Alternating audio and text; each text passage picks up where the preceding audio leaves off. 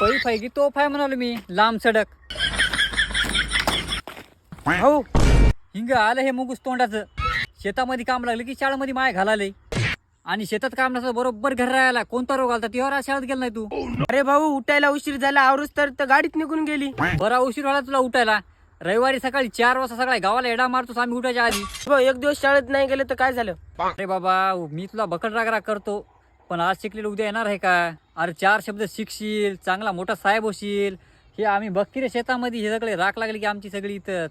तू तरी मोठा साहेब हो एखादा आणि तुमच्या पिढीने असं तुम्हाला काम बी होईना तुम्हाला आता. भाऊ तुम्ही सांगलेलं मला सगळं कळायलं. मला लई काळजी आहे. मी खिचडी पुरी होणार गेली म्हणून शाळेत जाणार गेलो मी.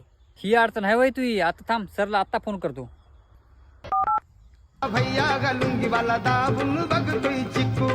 हॅलो. हा बोला की. हा सर लेकराला शाळेमध्ये खिचडी पुरी होईना आली म्हणा. काहीतरी म्हणता उगाच हा? कोण म्हणलं तुम्हाला शाळा खिचडी पुरी ना झाली म्हणून? माझा भाऊ म्हणाला की शाळेमध्ये खिचडी पुरी होईना चालली म्हणून. एखादा दिवस झाला असं नव्हतं सर. तसं नाही हो सर. तुम्ही मास्तर 7-8 पिलटी भरू खिचडी खात असाल तर लेकराला काय झाटा उरणार आहे काय?